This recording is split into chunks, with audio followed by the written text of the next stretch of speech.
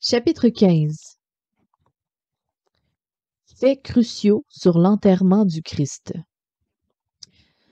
De nombreux sceptiques se sont concentrés sur les événements et l'environnement entourant l'enterrement du Christ pour trouver des failles dans l'affirmation selon laquelle il était ressuscité d'entre les morts. Par conséquent, il est important que nous examinions attentivement les faits historiques et vérifions leur exactitude et leur crédibilité. Dans ce chapitre, nous examinerons les événements pertinents, les coutumes et les précautions particulières prises par ceux qui ont enterré Jésus pour s'assurer que son corps reste dans la tombe. Comme nous le verrons, les fonctionnaires ont pris plusieurs précautions de sécurité pour empêcher toute histoire de raconter que Jésus était revenu d'entre les morts. Premièrement, nous examinerons les faits concernant la tombe elle-même. C'est parti. Une tombe de roche solide.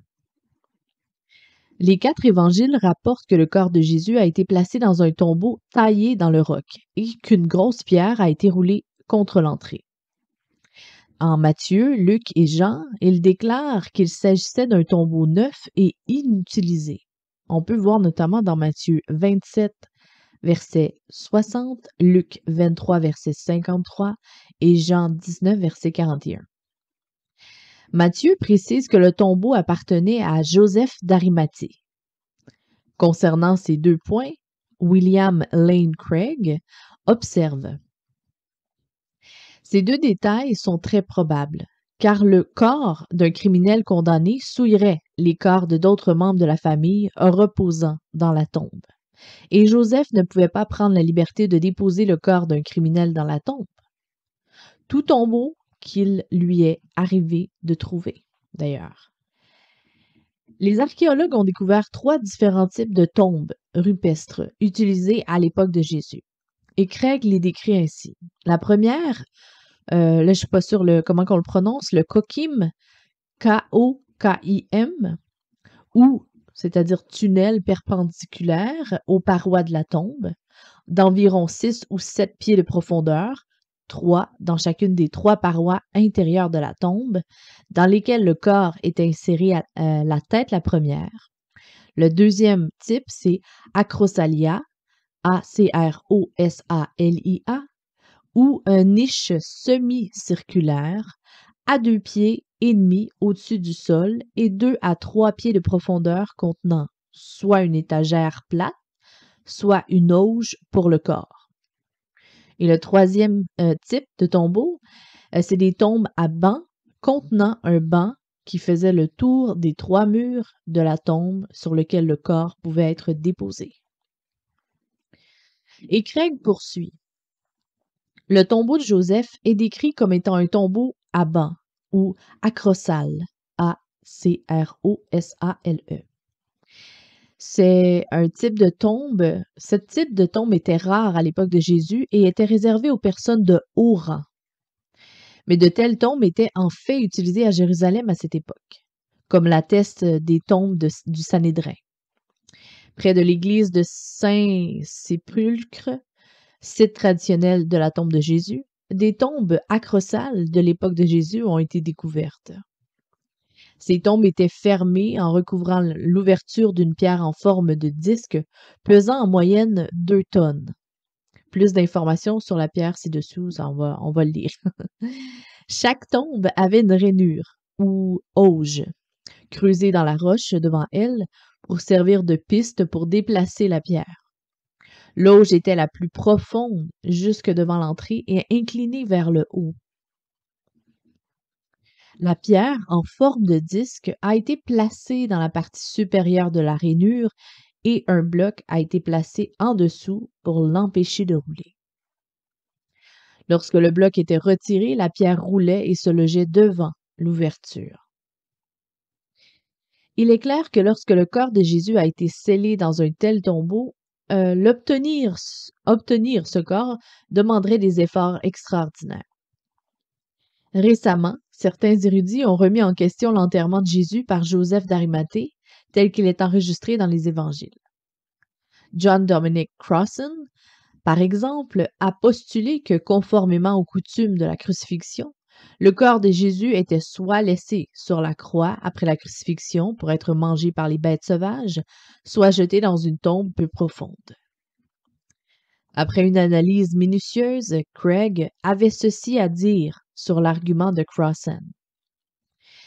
J'étais bien conscient que la grande majorité des critiques du Nouveau Testament affirment l'historicité de l'affirmation de l'Évangile, selon laquelle le cadavre de Jésus a été enterré dans la tombe d'un membre du Sanhédrin juif, Joseph Arimathée. Ainsi, cela m'a intrigué de savoir pourquoi un érudit éminent comme Crossan s'opposerait au consensus de l'érudition sur cette question. Vous pouvez imaginer mon sentiment de déception lorsque, consultant les travaux de Crossan, j'ai constaté qu'il n'avait aucune preuve particulière et encore moins une preuve convaincante de son allégation. C'était plutôt une intuition quant à ce qui est arrivé au corps de Jésus. Nous avons des raisons clés de confiance dans l'ensevelissement de Jésus tel que présenté dans les évangiles. Tout d'abord, Paul confirme l'histoire de l'enterrement dans 1 Corinthiens 15, versets 3 à 5. Il existe des preuves concluantes que Paul a puisées dans des documents antérieurs à ses écrits qui remontent à 3 à 8 ans après la mort de Christ. Ainsi, l'histoire de l'enterrement remonte si près de l'époque de la mort du Christ que le développement légendaire est impossible. Deuxièmement, la tradition de l'inhumation n'est pas entourée d'ornements ou d'embellissements. Elle est racontée de manière simple et directe. Troisièmement, il n'existe aucune tradition contradictoire concernant l'histoire de l'enterrement. Il n'y a pas il n'y a pas un premier document qui réfute l'histoire de l'enterrement telle que présentée dans les évangiles. Quatrièmement, comme les autorités juives qui avaient essayé pendant si longtemps de se débarrasser de Jésus, auraient-elles pu ne pas prêter attention à son enterrement? Pouvons-nous croire qu'ils ont simplement ignoré où le corps a été emmené? Cinquièmement, les chrétiens inventent Joseph, un membre du tribunal qui a condamné Jésus, est hautement improbable. Pourquoi les premiers chrétiens feraient-ils d'un membre du tribunal responsable de la mort de Jésus un héros? Raymond Brown conclut que Jésus a été enterré est historiquement certain. Que l'enterrement a été fait par Joseph d'Arimathée est très probable. De même, John A.T. Robinson, le regretté professeur de l'Université de Cambridge, dit que l'enterrement de Jésus dans la tombe est l'un des faits les plus anciens et les mieux attestés concernant Jésus. Procédure funéraire juive. Le Nouveau Testament indique très clairement que l'ensevelissement du Christ a suivi des coutumes juives. Jésus a été descendu de la croix et recouvert d'un drap. Les Juifs étaient assez stricts pour ne pas permettre au corps de rester toute la nuit sur la croix. Enterrement avant le coucher du soleil. Joseph dit que c'était la coutume juive à Jérusalem avant la chute, en 70 après Jésus-Christ, pour enlever les crucifiés et les enterrer avant le coucher du soleil. Le Talmud babylonien, les commentaires des Écritures des Juifs rapportent ceci. S'il est laissé pendu pendant la nuit, un commandement négatif est ainsi transgressé. Car il est écrit que son corps ne sera pas toute la nuit sur le bois, mais tu l'enterreras sûrement le jour même, car il est pendu à cause d'une malédiction contre Dieu. Le corps fut immédiatement transporté au lieu de sépulture, dans le cas du Christ, au tombeau privé de Joseph d'Arimathée. Alors, ceci a été respecté. Préparation du corps. Le Nouveau Testament nous dit que 2 hommes, Nicodème et Joseph d'Arimathée, ont préparé le corps du Christ pour l'enterrement. On peut le lire dans Jean 19, versets 38 à 42. Pour comprendre le sens et la signification de cet acte, nous proposons les informations historiques suivantes. En préparant un corps pour l'enterrement, les Juifs le plaçaient sur une table en pierre, dans la chambre funéraire. Le corps serait d'abord lavé à l'eau tiède. Le Talmud babylonien rapporte que le lavage du corps était si important pour un enterrement convenable que les Juifs l'autorisaient même le jour du sabbat. A.P. Bender, dans un article de la Jewish Quarterly Reviews, écrit que selon les anciennes coutumes des Juifs, le cérémonial du lavage du corps ne doit pas être accompli par une seule personne, pas même s'il s'agit d'un enfant. Les morts ne doivent pas non plus être déplacés d'une position à une autre par moins de 2 personnes. Le cadavre est étendu sur une planche, les pieds tournés vers la porte et recouvert d'un drap propre. Le cadavre est maintenant lavé de la tête aux pieds dans l'eau tiède, processus au cours duquel la bouche est couverte de sorte que l'eau ne coule pas dessus. Bender explique que le lavage a été si minutieux que les ongles ont été nettoyés et coupés avec un type particulier d'épingle et que les cheveux ont été spécialement arrangés. L'utilisation d'épices aromatiques. C'était la coutume, comme le confirme le Nouveau Testament, de préparer le cadavre après nettoyage avec divers types d'épices aromatiques. Dans le cas de l'enterrement du Christ, 75 à 100 livres d'épices ont été utilisés.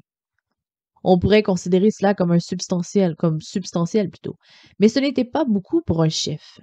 Par exemple, dans la préparation du corps de Gamaliel, petit-fils du distingué érudit juif Hillel et contemporain de Jésus, 86 livres d'épices ont été utilisés. Joseph rapporte qu'à la mort d'Hérode, le transport des épices nécessitait 500 serviteurs. Il y en a eu de l'épice. L'utilisation de la toile de lin. Après que tous les parties du corps aient été redressées, le cadavre a été vêtu de vêtements funéraires en lin blanc. Il ne pouvait y avoir la moindre ornementation ou tache sur le tissu. Le linge funéraire était cousu par des femmes. Aucun nœud n'était autorisé. Pour certains, cela indiquait que l'esprit des morts était démêlé des soucis de cette vie. Pour d'autres, il indiquait la continuité de l'âme à travers l'éternité. Aucun individu ne pouvait être enterré dans moins de 3 vêtements distincts. À ce stade, les épices aromatiques, composées de fragments d'un bois aromatique broyé en une poussière connue sous le nom d'aloès, étaient mélangées à une substance gommeuse appelée myrrhe. En commençant par les pieds, le corps était enveloppé d'une toile de lin. Les épices mélangées à la myrrhe gommeuse étaient placées entre les plis. Les préparateurs enveloppaient le torse jusqu'aux aisselles, posant les bras à l'extérieur de l'emballage, puis l'enroulaient jusqu'au cou. Un tissu séparé était enroulé autour de la tête. L'enveloppe finale pouvait peser entre 117 et 120 livres. Quand même. John Chrysostom,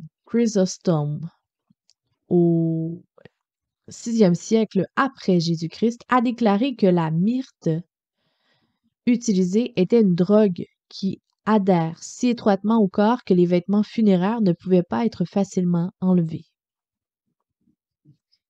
Précaution de sécurité, la pierre énorme. Poursuivons. Nous avons déjà évoqué brièvement la pierre qui couvrait l'entrée du tombeau juif. Nous allons maintenant vous donner plus de faits sur la taille de ces pierres, car ces informations deviendront importantes plus tard. Matthieu enregistre dans ses récits qu'une grosse pierre a été roulée contre le devant de la tombe. L'évangile de Pierre, un évangile apocryphe du 2e siècle, reconnaît que la pierre était grande. Marc, dans son évangile, a dit que la pierre était extrêmement grande. On peut lire dans Marc 16, verset 4. Quelle était la taille de la pierre roulée devant le tombeau de Jésus? Après une de mes conférences, c'est Josh qui parle, à Georgia Tech, Deux professeurs d'ingénierie sont partis en tournée en Israël avec d'autres membres du corps professoral. Ils se sont souvenus des commentaires que j'avais faits sur l'énormité de la pierre. Ainsi, étant des ingénieurs, ils ont pris le type de pierre utilisé au temps du Christ et ont calculé la taille nécessaire pour couvrir la porte de la tombe. Plus tard, ils m'ont écrit une lettre énonçant tous leurs calculs minutieux en termes techniques précis. Ils ont dit qu'une pierre de cette taille aurait eu un poids minimum d'1,5 tonne à 2 tonnes. Pas étonnant que Matthieu et Marc aient dit que la pierre était extrêmement grosse. On pourrait se demander, si la pierre était si grosse, comment Joseph l'a-t-il mis en place? La réponse est qu'il a simplement laissé la gravité le faire pour lui. Comme nous l'avons expliqué ci-dessous, il avait été maintenu en place avec un coin lorsqu'il reposait dans une rainure qui descendait vers l'entrée de la tombe. Lorsque le coin a été retiré, la lourde roche circulaire vint se rouler en position. Bien qu'il soit facile de rouler la pierre en place, il faudrait une main-d'œuvre considérable pour la faire remonter depuis l'entrée de la tombe. La grosse pierre aurait fourni une sécurité supplémentaire contre le soupçon des Juifs que les disciples de Jésus essaieraient de voler son corps. Précaution de sécurité, le garde de sécurité romain. Les responsables juifs ont paniqué parce que des milliers de personnes se tournaient vers le Christ. Pour éviter un problème politique, il était dans l'intérêt à la fois des Romains et des Juifs de s'assurer que Jésus soit répudié pour de bon. Ainsi, après la crucifixion, les principaux sacrificateurs et les pharisiens dirent à Pilate: Monsieur, nous nous souvenons de ce trompeur qu'il a dit une fois, alors qu'il était encore en vie: Après 3 jours, je ressusciterai d'entre les morts. Nous vous demandons donc de sceller le tombeau jusqu'au 3e jour. Cela empêchera ses disciples de venir voler son corps et de dire ensuite à tout le monde qu'il a été enlevé et relevé d'entre les morts. Et si cela se produit, nous serons moins bien lotis que nous ne l'étions au début. Et Pilate répondit: Prenez des gardes et protégez-le du mieux que vous pourrez. Ils ont donc scellé le tombeau et posté des gardes pour le protéger. Vous pouvez aller lire dans Matthieu 27, versets 63 à 66. Certaines personnes soutiennent que Pilate disait en fait: Regarde, vous avez votre police du temple, vous les prenez et vous vous assurez de sécuriser la tombe. Si c'était la police du temple qui gardait le tombeau du Christ, cette unité n'aurait pas été en reste dans son travail. Les gardes du temple étaient chargés de protéger les cours et les portes du temple. Une unité se composait de 10 Lévites qui étaient placés en service à des endroits stratégiques autour du temple. Il y avait 27 unités de ce type, soit au total de 270 hommes en service. Les gardes étaient parfaitement entraînés et la discipline militaire de la garde était excellente. En effet, la nuit, si le capitaine s'approchait d'un garde qui dormait, il était battu et brûlé avec ses propres vêtements.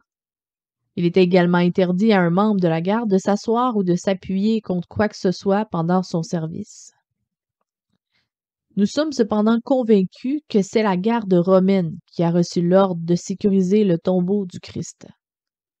A.T. Robertson, éminent érudit grec, dit que la réponse de Pilate à la demande des Juifs est formulée dans l'impératif présent et ne peut se référer qu'à un garde romain, pas à la police du temple. Selon lui, Pilate a littéralement dit « Ayez une garde ». Robertson ajoute que la forme latine custodia, K-O-U-S-T-O-D-I-A, le terme que Pilate utilise dans ce passage pour désigner la garde qu'il a autorisée, remonte aussi loin que le papyrus Oxyrhynchus. O-X-Y-R-H-Y-N-C-H-U-S. Enfin bref, ce terme est toujours utilisé uniquement en référence à Pilate et il voulait empêcher toute manipulation de ses propres soldats. Le grand érudit du Nouveau Testament, Raymond Brown, propose 5 raisons pourquoi le garde était romain. Allons-y. Premier point, l'Évangile apocryphe de Pierre comprend clairement que Pilate offre des soldats romains pour protéger le tombeau. Bon, ça vaut ce que ça vaut, c'est apocryphe. Si les dirigeants juifs avaient voulu utiliser leur propre police du temple, pourquoi demanderaient-ils l'aide de Pilate? Troisièmement, l'utilisation de custodia par Matthieu correspond à l'image d'un préfet romain, affectation des troupes romaines. Et quatrièmement, Matthieu qualifie les gardes de soldats, le pluriel de stratiotes, pardon. C'est-à-dire 22 des 26 utilisations des stratiotes dans le Nouveau Testament, et ceux-là font référence aux soldats romains. Donc, dans 3 autres références, on peut y lire dans Acte 12, verset 4, verset 6 et verset 18, le mot stratiotes fait référence aux soldats du roi Hérode Agrippa Ier. Jamais dans le Nouveau Testament, le terme ne fait référence à la police du temple. Cinquièmement, si les gardes étaient juifs, pourquoi seraient-ils responsables devant le gouverneur de Rome pour avoir manqué à leur devoir, comme l'implique Matthieu 28, verset 14? Il convient également de noter que Jean rapporte l'implication d'une cohorte romaine dans l'arrestation de Jésus. On peut voir dans Jean 18, verset 12. Cela indique clairement que les autorités romaines étaient profondément préoccupées par le sort de Jésus. Comme John Wenham l'a observé, c'est une grave erreur de sous-estimer l'anxiété que la suite de Jésus a causée aux autorités. L'arrestation de Jésus par une cohorte romaine donne également la priorité au signalement des troupes romaines aux autorités juives dans des instances spécialement désignées. Comme le note le docteur Brown ci-dessous, si les prêtres avaient voulu poster la police du temple sur la tombe, ils n'auraient pas eu besoin des ordres du gouverneur pour le faire. Leur demande indique qu'ils cherchaient à leur affecter une unité de soldats romains. Que ce fut bien le cas est confirmé par le fait que les soldats romains vinrent plus tard demander protection au chef des prêtres parce qu'ils savaient qu'ils auraient de l'influence sur Pilate. Si le gouverneur en entend parler, nous vous défendrons ainsi. Vous n'aurez pas d'ennui. On peut lire ça dans Matthieu 28, verset 14. À ce stade, un critique pourrait dire « Voyez, les gardes sont venus voir le souverain sacrificateur. Cela montre qu'ils étaient des gardiens du temple. » Le contexte est clair. Cependant, qu'ils sont venus voir le grand prêtre parce qu'ils avaient de l'influence auprès de l'autorité romaine. Et faire appel à lui était le seul moyen possible de sauver leur cou des représailles romaines pour leur échec. Et quel a été leur échec? Ils ont reçu l'ordre de protéger le tombeau de Jésus pour empêcher que son corps ne soit volé, et le corps manquait. Ils ont rapporté au souverain sacrificateur qu'ils avaient vu un ange aussi brillant que l'éclair descendre du ciel et déplacer la pierre avant de s'évanouir de terreur. Le souverain sacrificateur ne pouvait pas permettre à une telle histoire de sortir. Alors il a soudoyé les gardes pour qu'ils rapportent que les disciples de Jésus a volé son corps pendant qu'il dormait. Matthieu 28, versets 11 à 15. Un tel pot de vin aurait été absurde si ces gardes avaient été la police du temple. Puisque le grand prêtre était leur superviseur, un simple ordre aurait suffi. Au lieu de cela, le prêtre a donné de l'argent aux gardes et leur a assuré qu'il interviendrait pour leur sauver la vie lorsque la nouvelle parviendrait à Pilate. Certains se sont opposés à l'histoire du garde au motif qu'il est hautement improbable que le garde ait accepté un pot de vin des autorités juives. Compte tenu de ce que l'on sait des soldats romains, prétendons accepter un pot de vin semble hautement improbable. Le fait que l'armée romaine ait eu une discipline remarquable ne rend cependant pas le pot de vin invraisemblable, voire improbable. En fait, Tacite raconte un cas où des gardes négligents se sont endormis de garde et ont presque laissé leur général se faire prendre. Pour se protéger, ils ont utilisé le comportement répréhensible du général. Il était loin de son poste en train de coucher avec une femme, comme bouclier. Raymond Brown conclut. En d'autres termes, des bonnes affaires pourraient être conclues, et il n'est pas invraisemblable que Pilate ait été aussi disposé que les Juifs à ce que l'histoire de la résurrection des gardes soit étouffée. D'autres affirment que les gardes n'auraient jamais accepté le pot de vin car cela reviendrait à accepter leur propre condamnation à mort. Cette critique est coupable de poser la question car, pour avoir une quelconque force, elle doit supposer que les événements rapportés dans Matthieu sont faux. Si Jésus n'était pas ressuscité, alors bien sûr il serait insensé d'accepter un pot de vin, car il serait probablement exécuté pour avoir permis que son corps soit volé, ce qu'il était spécifiquement chargé d'empêcher. Si l'histoire de Matthieu est vraie, cependant, aller voir les Juifs et accepter le pot de vin aurait peut-être été leur meilleure chance de survie, car ils seraient complices des Juifs et des Romains en dissimulant des faits qu'aucun d'eux ne voulait connaître. Qu'est-ce qu'une garde romaine? Ne laissez pas le mot grec custodia, appliqué aux soldats romains, vous induire en erreur. Dans ce cas, le gardien ne voulait pas dire quelqu'un qui s'occupe d'un immeuble. Les légions romaines renommées étaient des gardiennes, dans le sens où elles étaient l'instrument par lequel César conservait la garde de son vaste empire. Le vaste empire romain devait son existence et sa pérennité à ces guerriers impeccablement entraînés, qui comptaient parmi les plus grandes machines de combat jamais conçues. L'importance de l'armée romaine est soulignée par Flavius Vegetius Renatus, historien militaire. Il a vécu plusieurs centaines d'années après l'époque du Christ, lorsque l'armée romaine avait commencé à se détériorer dans sa discipline. Il a écrit un manuel pour l'empereur romain Valentinien, l'encourageant à inculquer les méthodes de guerre offensive et défensive utilisées par les Romains au 1er siècle, alors qu'ils étaient encore très disciplinés. Appelé les instituts militaires des Romains, c'est encore aujourd'hui un classique. Vegetius a écrit: La victoire à la guerre ne dépend pas entièrement du nombre ou du simple courage. Seule l'habileté et la discipline l'assureront.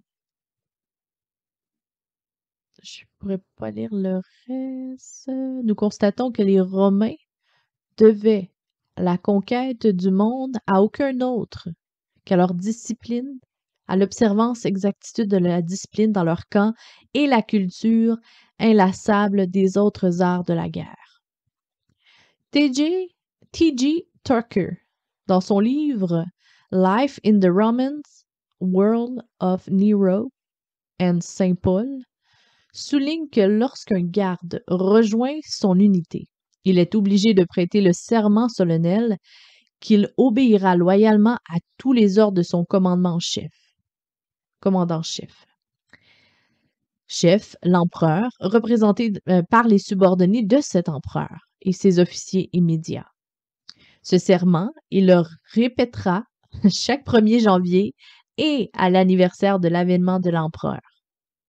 Des images hautaines de tombeaux du Christ montrent 1 ou 2 gardes debout avec des lances en bois et des mini-jupes. C'est vraiment risible et on ne peut pas être plus éloigné de la vérité. De nombreuses excellentes ressources je repars ça, wouh! De nombreuses excellentes ressources attestant de la discipline de l'armée romaine nous disent qu'une unité de garde romaine était une force de sécurité de 4 à 16 hommes. Chaque homme a été formé pour protéger 6 pieds de terrain. Les 16 hommes ont un carré de 4 de chaque côté et étaient censés protéger 36 mètres et le tenir contre un bataillon entier. Normalement, une unité chargée de garder une zone fonctionnerait de cette manière, c'est-à-dire 4 hommes étaient placés immédiatement devant ce qu'ils devaient protéger. Les 12 autres domineraient en demi-cercle devant eux, la tête pointée vers l'intérieur. Pour voler ce que ces gardes protégeaient, les voleurs devaient d'abord marcher sur les gardes endormis. Toutes les quarts d'heure, une autre unité de 4 gardes était réveillée et ceux qui étaient éveillés dormaient à leur tour.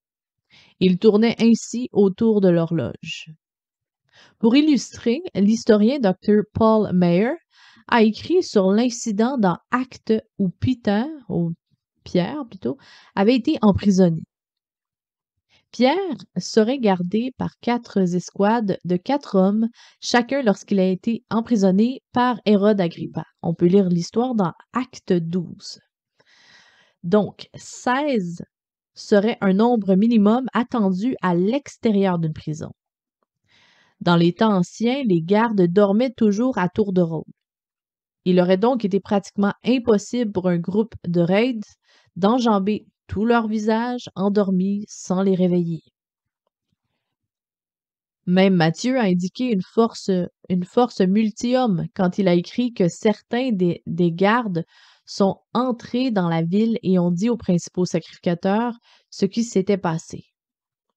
Ainsi, le récit biblique et l'histoire indépendante nous disent que l'unité militaire qui gardait la tombe de Jésus était composée d'un nombre important d'hommes, tous hautement entraînés et disciplinés.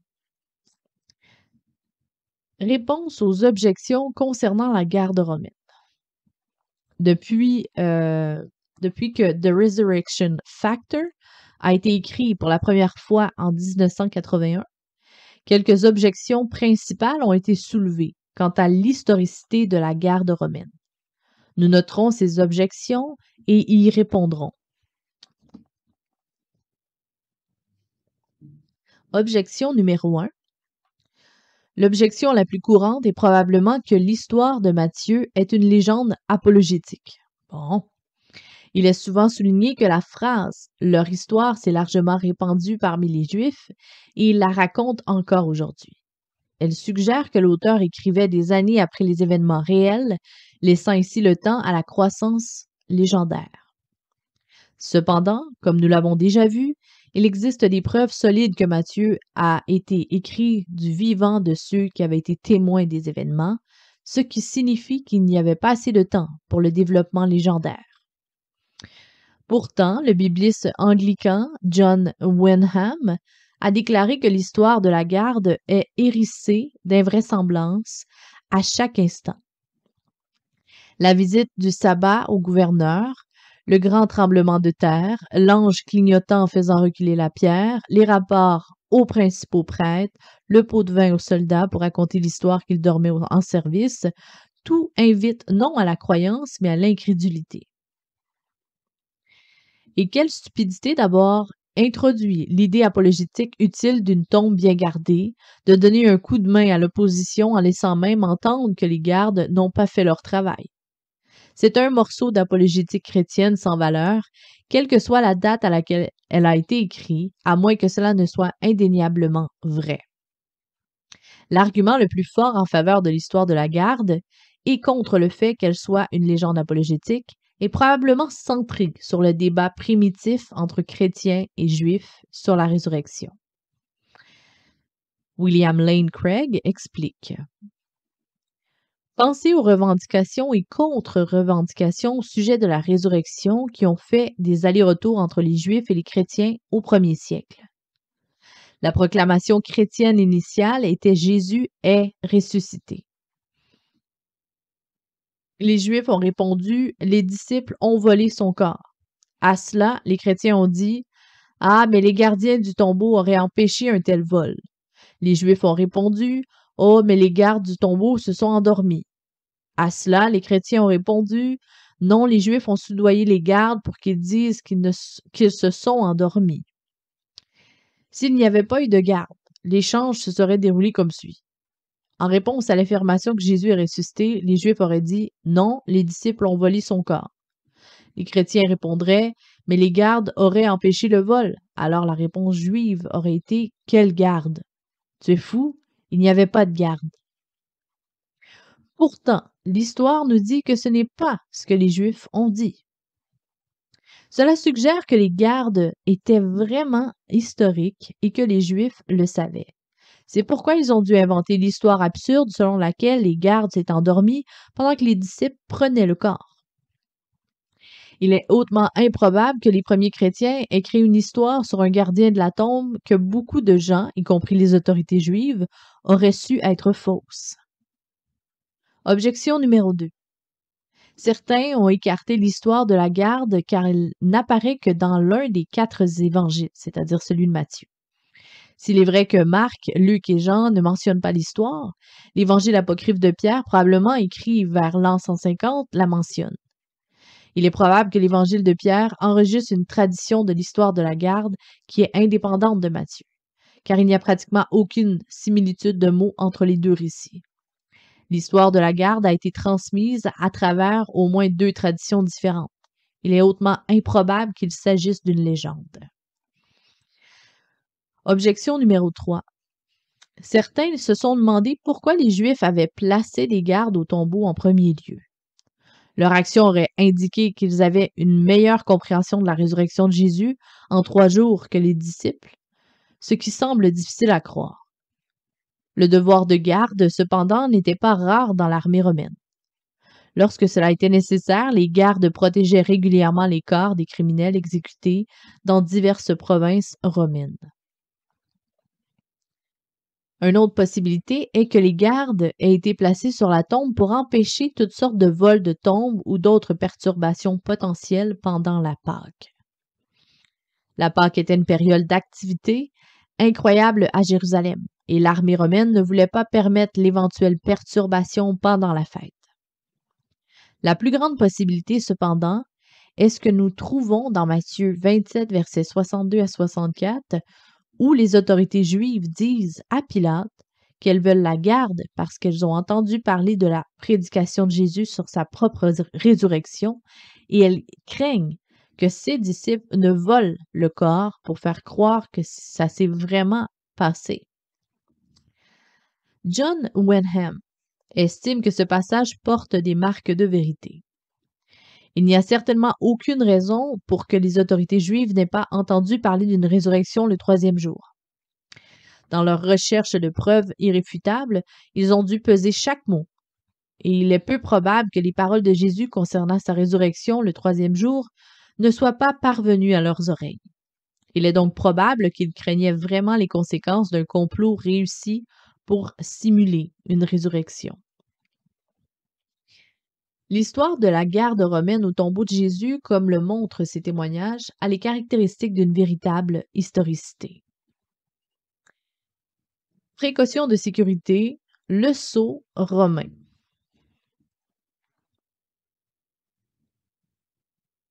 Matthieu rapporte qu'avec le garde, ils ont mis un sceau sur la pierre. On peut lire ça en Matthieu 27, verset 66. A.T. Robertson dit que la pierre ne pouvait être scellée qu'en présence des gardes romains qui étaient en charge.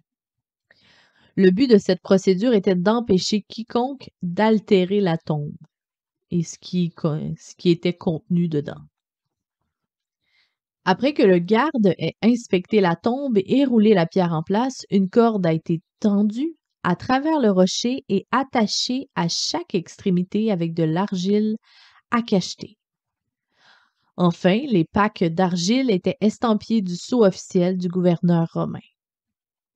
Un parallèle à cela est vu dans le livre de l'Ancien Testament de Daniel. Une pierre fut apportée et posée sur l'embouchure de la fosse. Et le roi le scella de son propre anneau et avec les anneaux des nobles, afin que rien ne fût changé à l'égard de Daniel. On peut lire ça dans Daniel 6, verset 17. Henry Sumner, Maine, ancien membre du Conseil suprême de l'Inde et ancien professeur Regus du droit civil à l'Université de Cambridge, a déclaré que du sceau romain, les sceaux dans l'Antiquité étaient en fait considérés comme un mode d'authentification. Quiconque essaierait de déplacer la pierre aurait brisé le sceau et ainsi encouru la colère de la loi et du pouvoir romain. À Nazareth, une dalle de marbre a été découverte avec un avertissement aux pilleurs de tombes.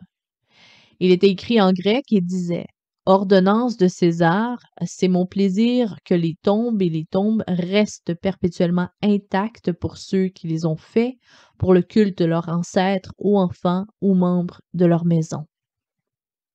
Qu'il soit absolument interdit à quiconque de les déranger. En cas de violation, je souhaite que le coupable soit condamné à la peine capitale pour violation de sépulcre. Meyer observe tous les édits romains précédents concernant les violations graves ne fixaient qu'une amende importante.